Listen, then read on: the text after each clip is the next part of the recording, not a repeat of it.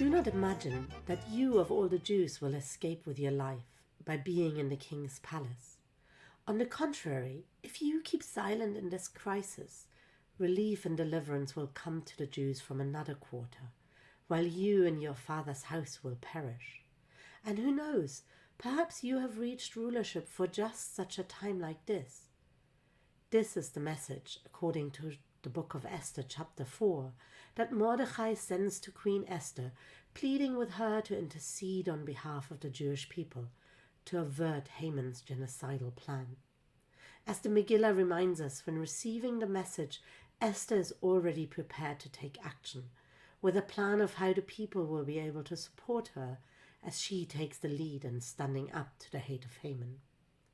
In a beautiful modern midrash entitled The Daughters of the Place, Hila Halevi Una, an Israeli literary editor and Orthodox Jewish feminist activist, expounds on these verses from the book of Esther by imagining a debate in Beruria's Beit Midrash, which transcends historical boundaries, allowing for a conversation among women who are not contemporaneous. The figure of Queen Esther from the biblical period, Beruria from Talmudic times, and the first generation of feminists in modern Israel, to discuss how their activism might bring them closer to God.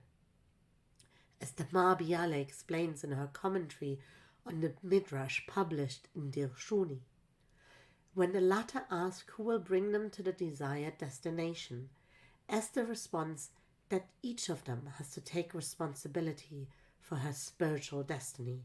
and to strengthen herself religiously. She empowers the women by speaking of her own experience as a young queen. She interprets the words from the book of Esther, for just such a time like this you have reached rulership, as signifying that by the merit of her bravery, her readiness, and her empathy for her nation's plight, she succeeded in arriving at the rulership, namely at reaching the Holy Blessed One. The Midrash powerfully portrays the activism Esther displays in taking responsibility for the nation as a religious act that not only saved the nation, but also brought the Jewish people closer to God.